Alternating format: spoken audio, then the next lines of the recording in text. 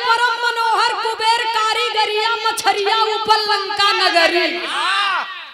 बड़ा मेहनत करके बनौला भाई, बड़ा मेहनत करके बनायन। वो बाबा भोलेनाथ कर्जा लिए रहे, कैसे जाना था? कुबेर जी विश्वकर्मा भगवान के बोलाए के बनवाई दिहन।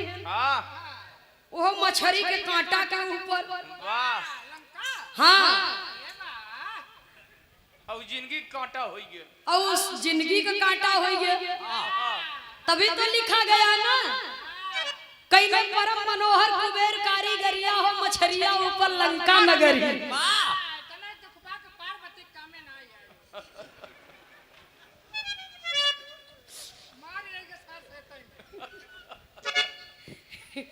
ऐसा हो मास्टर साहब, ऐसा घर दुआर कौने काम के जकरे खातिर जान चला जाए। हाँ, लेकिन का करबो, प्रभु की माया कहीं धूप कहीं आया। भाई सीटी न दे भाई, बहुत खतरा होत बा भाई साहब।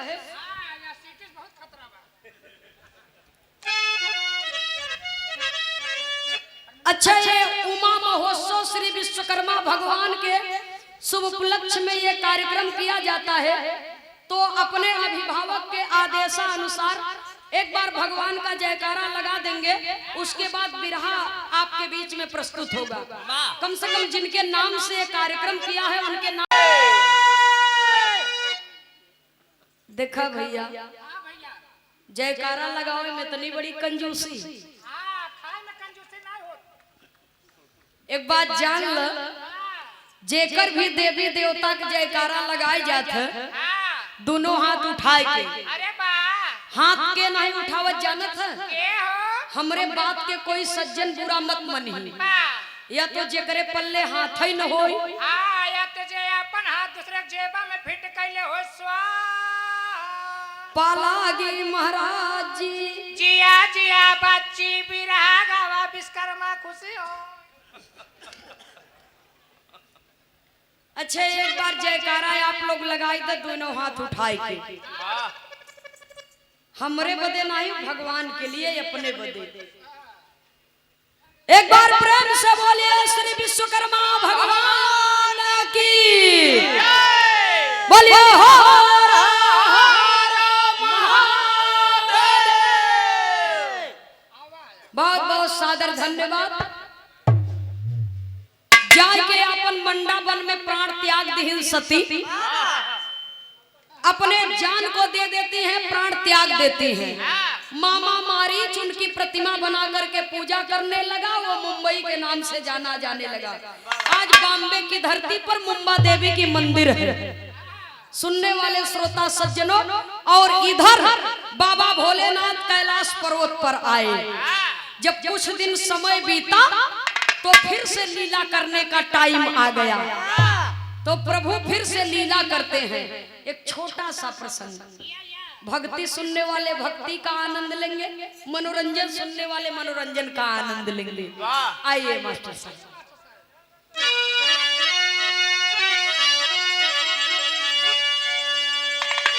भोले बाबा यही बिचारी, चली भ निरप दशरथ के द्वारी। भेष मदारी का शिवापन लिए बना।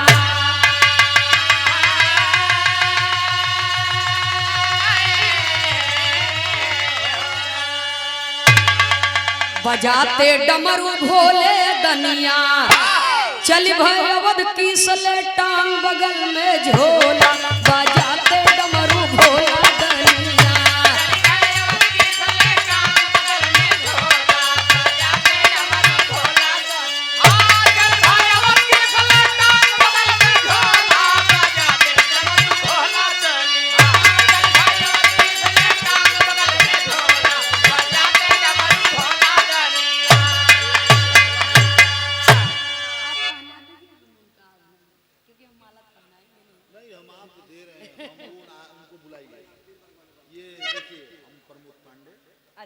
भारत सरकार आकाशवाणी कलाकार मैं हूं, और आचार्य जी को बुलाइए। परम आदरणीय परम सद्य श्रीमान प्रमोद पांडे जी, भारत सरकार आकाशवाणी दूरदर्शन कलाकार, आज के इस कार्यक्रम के संचालक महोदय जी, वाह वाह आपकी ओर से सुंदर पुष्पहार और सादर बहुत सा रुपया दे करके सम्मान किए हैं।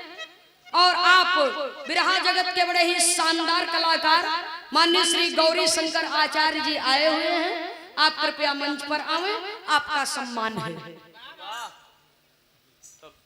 जरा आप लोग बात के समझ ले, और हम बात के समझावे से पहले खुद समझ लेवे चाहिए था कि कहा जाता है कोस कोस पर पानी बदले 3 कोस पर बानी। यहाँ तक मऊ से प्रयागराज कई कोस पर बा, तो हमार बात आप लोगन के समझ में आवत बा ना जवन हम बोलत हैं? बुझाता कि ना भाई? क्योंकि आपके यहाँ भोजपुरी है, हमारे यहाँ अवधी है, वाह वाह तो इसलिए अगर कोई बात नहीं समझ में आएगी तो कोशिश करब कि हम ओके अच्छे तरीके से समझा सकें। वाह आइए मास्टर साहब। बाबा भोलेनाथ अड़बंगी तो है ही है, जब इनका मन जो कह दे वो करने के लिए तत्पर हो जाते हैं। त्रेता युग का समय है बाबूजी, और वो समय आया जब भगवान विष्णु राम रूप में चारों भाई जन्म लिए हैं, लीला कर रहे हैं। भिखारी का रूप, मदारी का रूप धारण करके, कंधे पर झोली, हाथ में डमरू। हनुमान जी के कहा तू एक ठे बंदर बन जा, छोटा से बंदर बना के उनके गले में एक ठे डोरी बांध के रसरी लेकर के चल दिए। डमरू बजाते और हनुमान रूपी बंदर को नचाते। जब लेकर के चल दिए तो हुआ क्या? बिरहा में एक लाइन तर्ज का भाव है मास्टर साहब।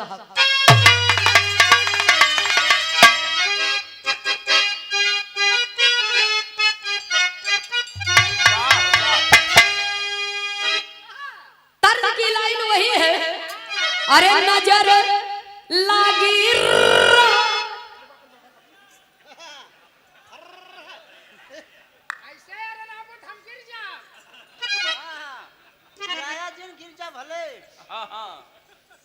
हम तो है कुछ थोड़ो कहा था।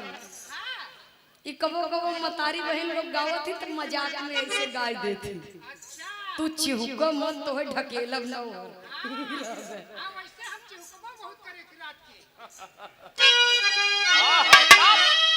नजर लागी राजा तोरे बंगले पे। बिरहा में भाव है, कहना है कैसे हो?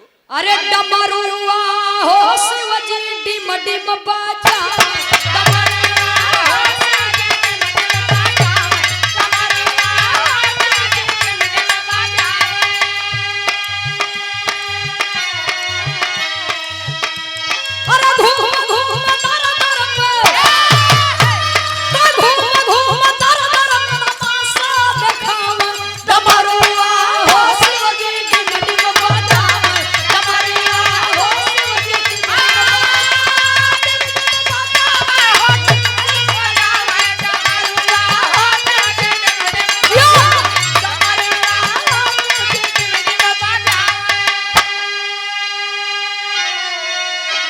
अरे डमरू बजाते धरे शिव डगरवा, संगवा में हनुमत रहले बनरवा।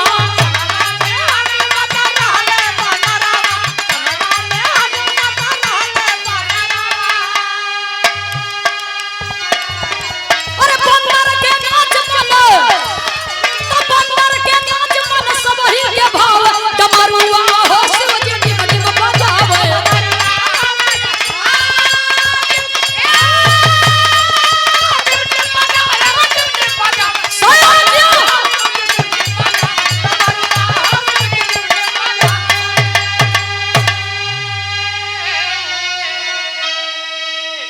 डमरू बजावत बानर नचावत पहुंचे कहां? अयोध्या में। तो हुआ क्या? बिरहा में एक लाइन तर्ज है। बिरहा जगत में ये गीत निकली, आरा जिला भोजपुर बक्सर के आगे पटना, बतावा ड्राइवर बाबू किराया लेब कितना? लेकिन ई गाना आज के 100-150 साल पहले हमारे भारत की माँ बहनों ने गाया। कैसे मास्टर साहब? गाँव कब जब मई जून के लगन पड़े और मड़े में दुल्ही दुल्हा बैठे और पसीना टप टप चुवत रहा तब कैसे भैया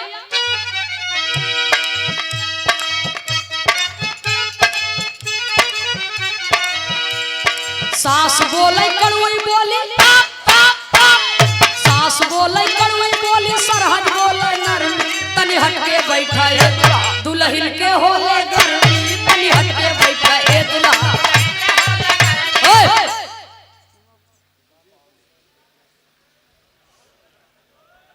सेवा में श्रीमान उमा महोत्सव के मलिकार महोदय जी परम आदरणीय माननीय श्री ब्रिजेश सिंह जी की ओर से ये सादर 201 रुपया दे करके सम्मान किया गया। बहुत बहुत सादर नमन आशीर्वाद की कामना करती हूँ, प्रणाम करती हूँ, उपस्थित सकल पंच को सादर नमन करती हूँ। जय श्री कृष्ण। ये बदे कहत हई पावर ब्रेक का ध्यान दे रहा, टाइम कम बिरहा में भाव बा बराबर लगी रहे, चिंता मत कर। आवा भाई खेल देखिए, आवा भाई खेल देखिए, अच्छा खेल दिखाई बाई है डमरू बजा बजा के ई बंदर आज नचाई गई हो डमरू बजा बजा के है बंदर आज नचाई गई हो डमरू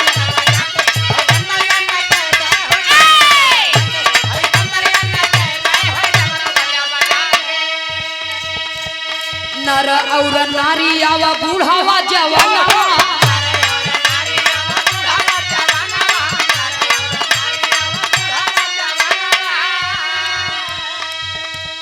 चावल दाल लेके आवा पैसा या पिसाना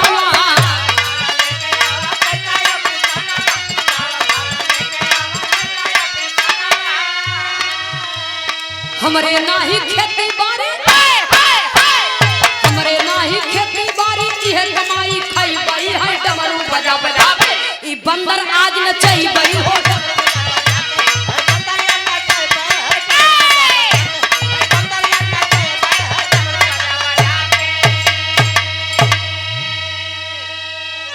मदारी रूपी बाबा भोलेनाथ अयोध्या वासियों से कह रहे हैं कि मेरे पास भोजन के लिए कोई खेती बाड़ी नहीं है। इसी डमरू को बजाते हैं, बंदर को नचाते हैं, जो भी मिलता है उसी से अपना परिवार का भरण पोषण करते हैं। इतना बढ़िया डमरू बजाए कि महल में बाल लीला कर रहे प्रभु राम के कानों तक आवाज पहुंची तो वो माता कौशल्या से कहते हैं। विरहा में तर्ज लगी मास्टर साहब, कहना है तैयारी में रह दियो।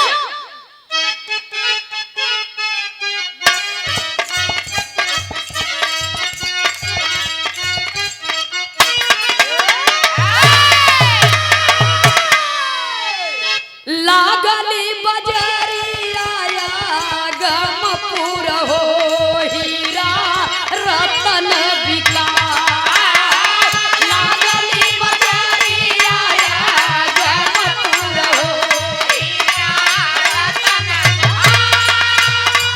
लागली बजरिया गमपुर हो हीरा रतन बिका।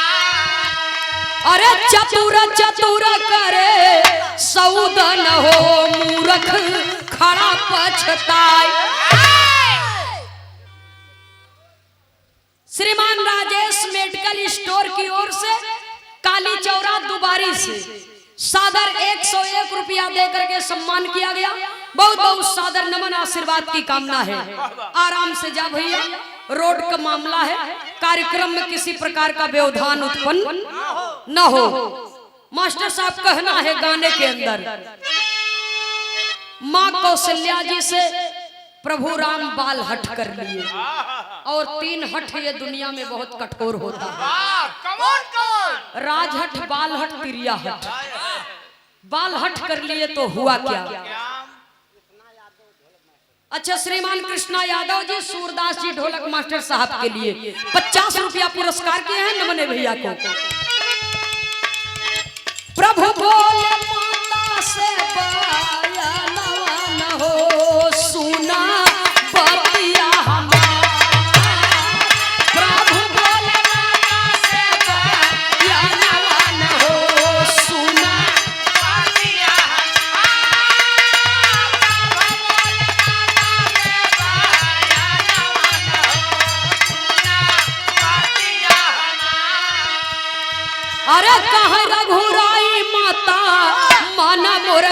जहानवा डामरू दीवा के पूरा कई दया रमानवा डामरू दीवा के पूरा कई दया रमानवा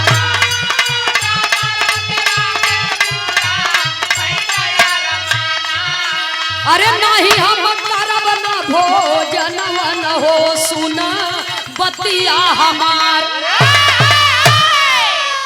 माई कौशल्या कहा है बेटवा कोई के पेट पर लात मारे के न चाहे लेकिन हट कर लिए तो माँ समझाती है अपने बेटे को मान जा लाल के था मैं दवा झौवा खांची में दूध धराला गजब आदमी हुआ भैया हाँ ऐसे कहा ना माई कौशल्या समझा रही है गाना करीब में है कवि को संकेत करना पड़ा बिरहा में एक लाइन तर्ज है तर्ज उस जमाने का है जब ब्याह बारात में डीजे नहीं चलता था तब बैंड पार्टी चलती थी और उसमें एक कलाकार रहता जो लेडीज की आवाज में गाता था और जेंट्स की आवाज में भी गाता था उस समय का एक गीत था कैसे मास्टर साहब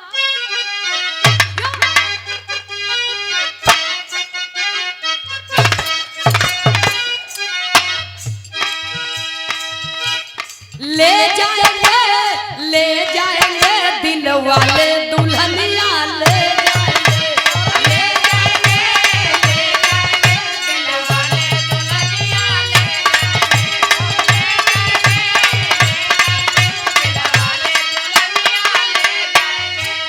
मान जाएगा लाल मेरी बचनिया मान जाएगा लाल मेरी बचनिया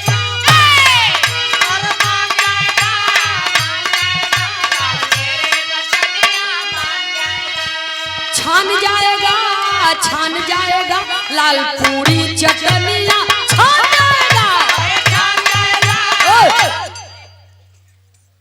माँ कौशल्या समझा रही है खइहो नहीं लाल फिर क्या करोगे भोजन न करबो तो भूख मरोगे जान जाएगा लाल त्यागो न दनिया जान जाएगा बचपना त्याग दो बेटा किसी के पेट पर लात नहीं मारना चाहिए रोजी रोटी कोई के छीने के न चाहिए तो प्रभु राम कहा न हम खा न दूध पियब न सोऊ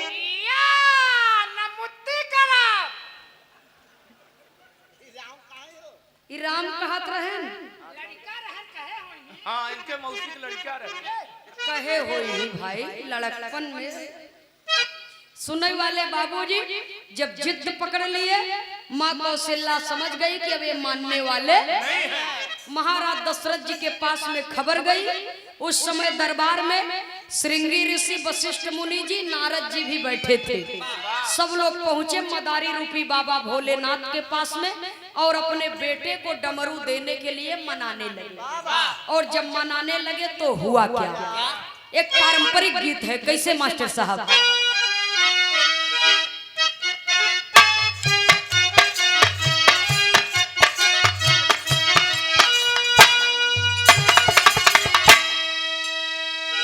अरे माई कहाँ की बेटी नियरे बिया गई हो माई कहाँ की बेटी नियरे बिया गई हो बपई कहाँ की बड़ी दूर हो माई कहाँ की बेटी नियरे बिया गई हो बपई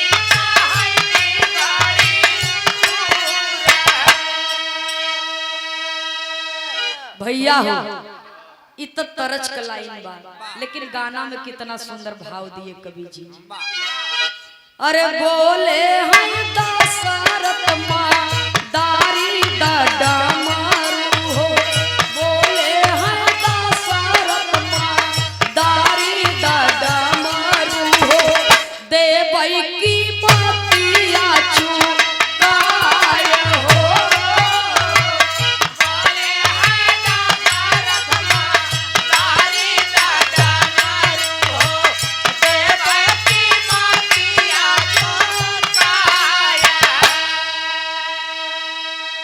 अरे रूठिया में बैठे ललनावा हो, भोजन कराई नहीं जाई हो।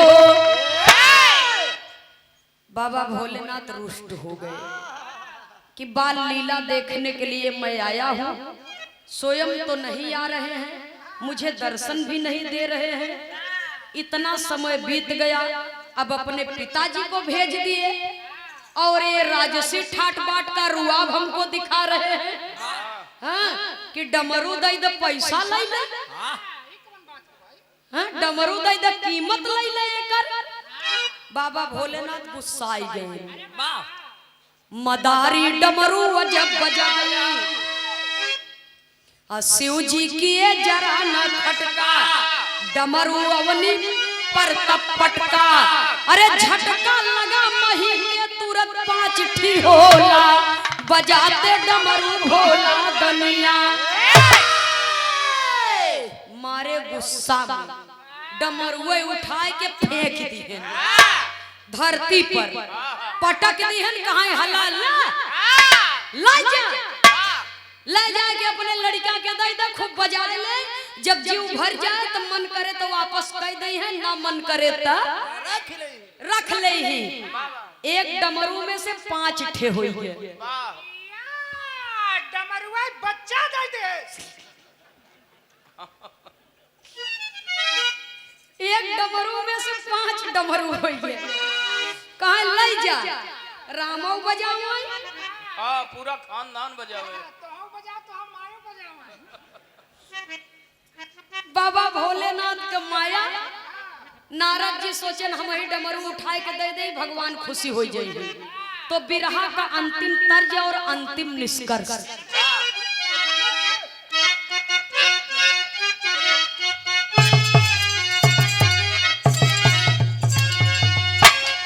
चलते मुसाफिर को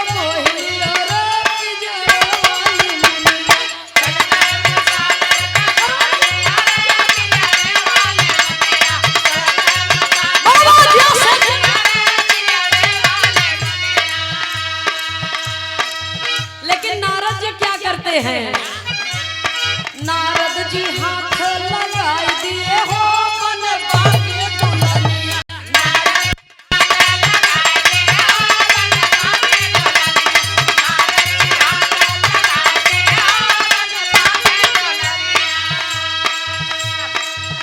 जैसे डमरू में नारद जी हाथ लगाए, बाबा भोलेनाथ अपनी माया शक्ति फैला दिए। मजाक मजाक में कमवे गड़बड़ाई गई। नारद जी मर्द से नारी हो गए, और जब नारी हो गए तो जनता हंसने लगी। और तब तक हुआ क्या,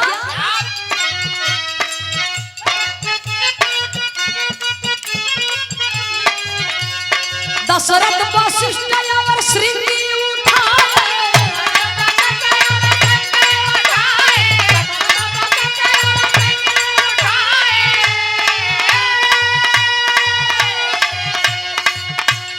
छूटई नारी तन पाई गए हो बने बाके दुल्हनिया। नारद जी, महाराज दशरथ जी, श्रृंगी ऋषि जी, वशिष्ठ मुनि जी, ये सब भोलेनाथ के माया जाल में फंस गए। जब पुरुष से स्त्री हो गए, हाँ, स्त्री देखे है कभो? हाँ, स्त्री का कौन सा भाग चिकना होता है इन्हें खूब मालूम है। वो कपड़ा प्रेस करे वाला प्रेस है, वो स्त्री नहीं।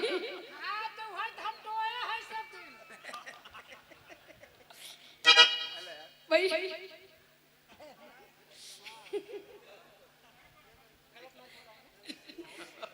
नहीं तो क्या कहत कि तू गलत बोलत है। सुनने वाले श्रोता सज्जनों जरा गौर करेंगे। खैर हंसी मजाक भी होना जरूरी है। सूरदास जी की बात भी एकदम अपनी जगह पर फिट है। सुनने वाले श्रोता सज्जनों, अब हमारे बिरहा का निष्कर्ष सुन ले। जब चारों जने मेहरारू हो गए, स्त्री हो गए, नारी हो गए। अब समझे? नारी हाँ, कौन नारी जन्म पानी बहाता? ना उसको नाली कहते हैं। अच्छा वो नाली है। हाँ, जौन तोहरे शरीर में दौड़त बा वो नाड़ी है वो। हाँ, और जे तोहे पैदा किए वो नारी है। या यानी हमार माई नारी है। हाँ, हमार बाबू नहरा है।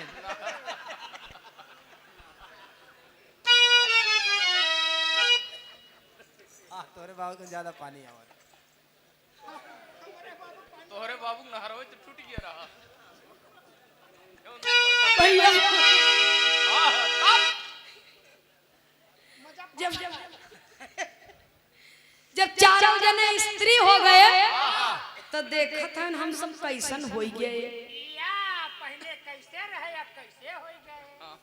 ई बदलाव इतना कैसे हो गया? ई डमरुआ आए कि हैं कैसे हो गए? ऊपर देखत हन तो माथ में माथ भी दिया बा,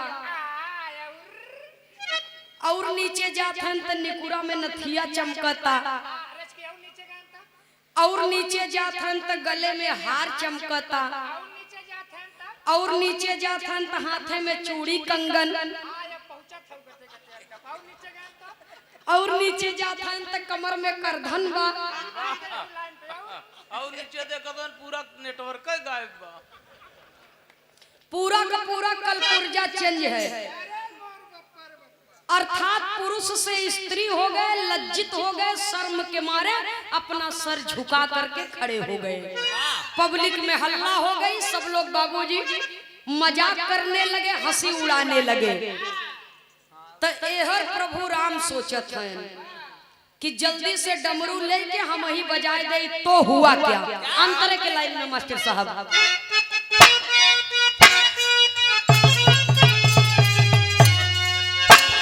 शिव के चरित्र लखी प्रभु सोचे मनवा,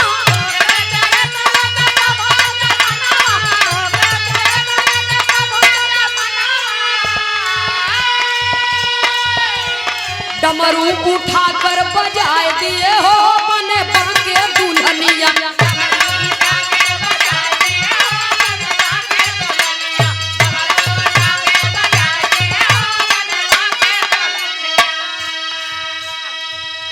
लगे डमरू को बजाने प्रभु राम। तो जब दो शक्तियों का मेल होता है तो अनोखा खेल होता है। बाबा भोलेनाथ कहा हम दैदा, अब हम जाइए अपने घरे, हमार मेहरारू लड़का इंतजार करत हुई है।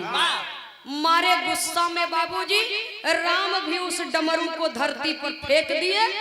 एक बार बाबा भोलेनाथ पटके थे तो 5 ठी हुआ था, और दूसरी बार जब राम उस डमरू को पटक दिए तो 5 फिर हो गया।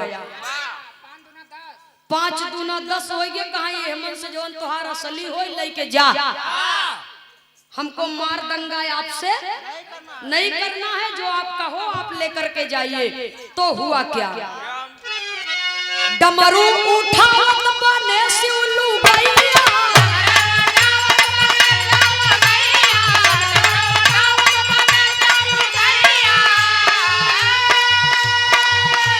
सीताराम माया दिखाई दिए हो बने बाके दुल्हनिया। सीताराम माया दिखाई दिए हो बने बाके दुल्हनिया। सीताराम माया दिखाई दिए हो बने बाके दुल्हनिया।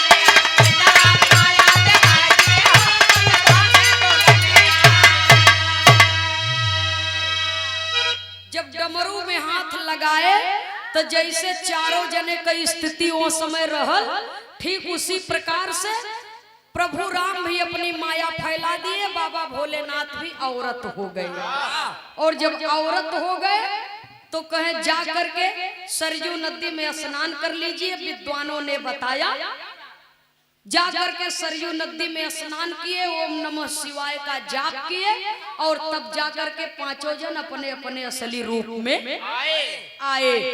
अपने असली रूप में आए, और जिस जगह पर स्नान किए थे प्रभु राम अपना चरण उस जगह पर रखे। तो सरयू नदी में अयोध्या में वो राम घाट के नाम से आज भी जाना जाता है। और जो हनुमान जी बंदर बने थे उन्होंने कहा कि प्रभु मैं आपके साथ में कोई मजाक मस्ती नहीं किया, न ही कभी जीवन में करूंगा। मैं आपका दास बनकर के रहना चाहता हूँ। जब भी आपको अपने भक्त की आवश्यकता पड़े तो आप अवश्य मुझे पुकारिएगा। वही जब बाबूजी राम का वनवास हुआ था, सीता का हरण हुआ था, तो सीता को पता लगाने के लिए वही हनुमान जी को बुलाए राम, क्योंकि उन्होंने वचन दे चुके थे कि मुझे जब भी आवश्यकता पड़ेगी तो मैं आपको याद करूंगा।